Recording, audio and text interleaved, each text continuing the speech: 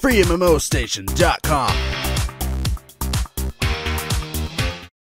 Hey everybody, what's going on, Station? I'm Skelton Shore with FreeMMOStation here, and today we are going to be checking out, doing a first impression on ELOA, Elite Lord of Alliance. This is going to be a free-to-play action RPG that's online, happens to be online. So maybe you might see it somewhere, maybe called an MMO of sorts. It's not exactly an MMO, really. It's an online action RPG, very much an action RPG. It just happens to be multiplayer, and there are open world segments. So it kind of plays a little bit like Path of Exile, but a little bit more open, a little bit more multiplayer. However, yes, absolutely, it has action RPG as its core control scheme, click to move, absolutely. Now, actually, ELOA, even though it doesn't look like it, has a lot in common with LEGO Minifigures Online.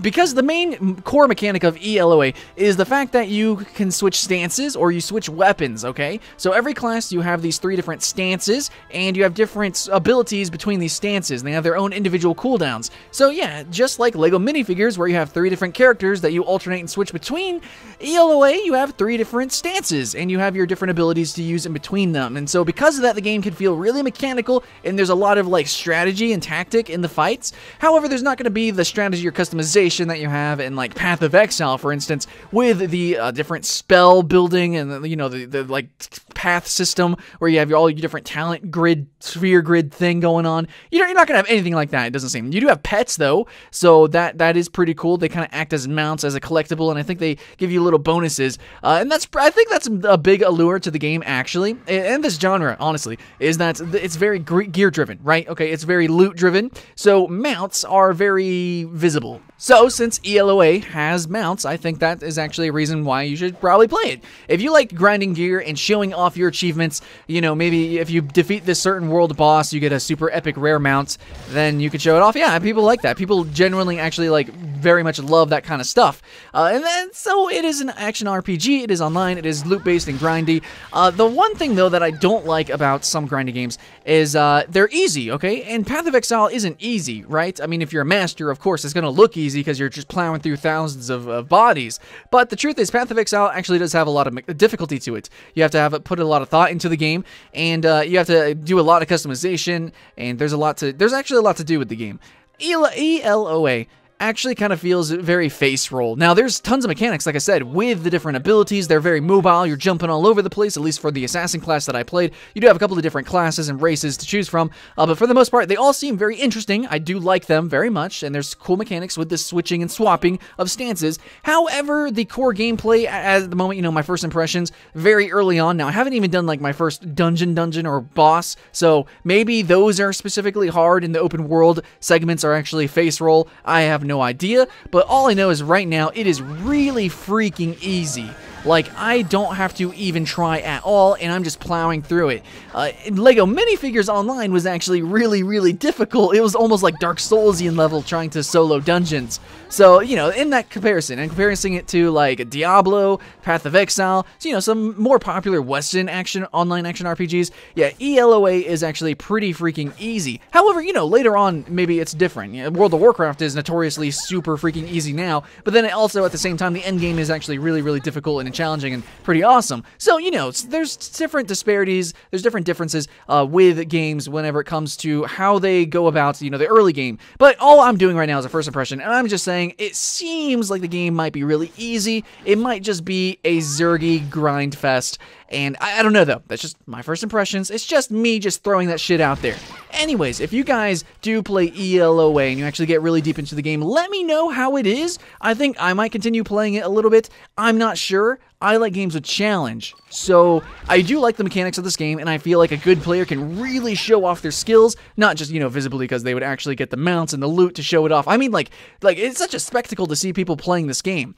Saying that though, as cool as I think the game looks, it does have an interesting art style. It is like, anime inspired, kind of chibi-ish, kind of cartoon. It still doesn't look as polished or as artistic as it probably could be. it just seems a little bit rough around the edges, and considering that the game is top-down, and it looks fair, you know, it looks good, it's not freaking amazing, but it really runs shittily. Okay, so for instance, a very similar looking game, a mechanical game, would be League of Legends. Okay, League of Legends looks pretty freaking similar. I think you all can agree there. It's kind of cartoony, but it's not just straight up chibi or anything like that, okay? So it has this, like, really clean cartoon look, yes, but League of Legends runs at 400 plus frames per second on my machine. I'm now playing ELOA, especially when other players are on the screen or I'm fighting multiple monsters.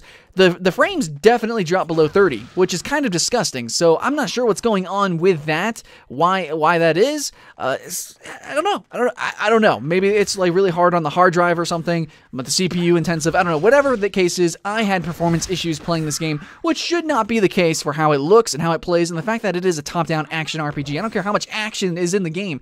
It should be running better than, well, I don't know, Blade and Soul, Crisis, Battlefield 4. I'm playing at higher frames than ELOA. So I'm just saying, I'm just putting that out there. A lot of people like to play free-to-play games because they tend to be on the lower end spectrum.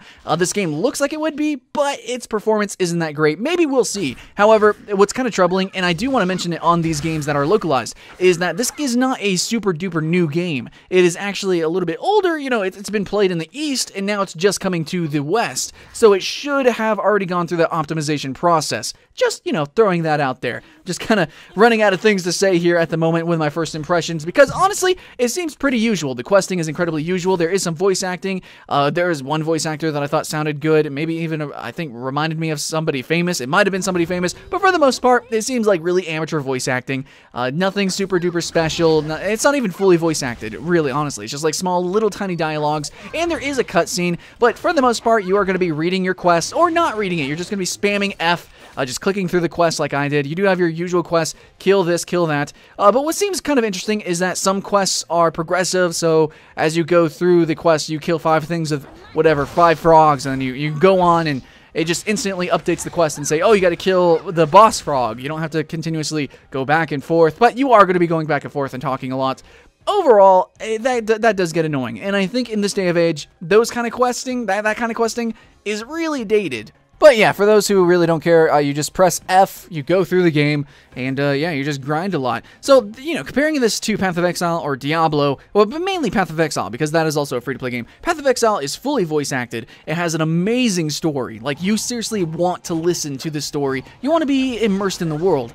ELOA, not so much. It's like very aware that it is an arcade action RPG, and it's essentially all about the grind. It just kind of sucks that it's actually really easy to grind. There's really no challenge or skill in it whatsoever. So far it seems.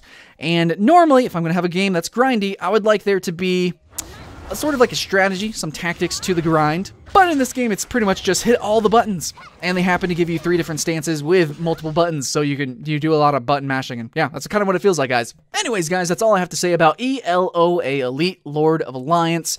Thank you very much for watching. I'm Skeleton Shore with FreeMMOStation, and if you want to stay up to date on all the new free-to-play games coming out, just like and subscribe. And guys, remember, if you are playing Elite Lord of Alliance, please let everybody know in the comments below how good it is later on. Thank you very much for watching, and we'll see you again next time.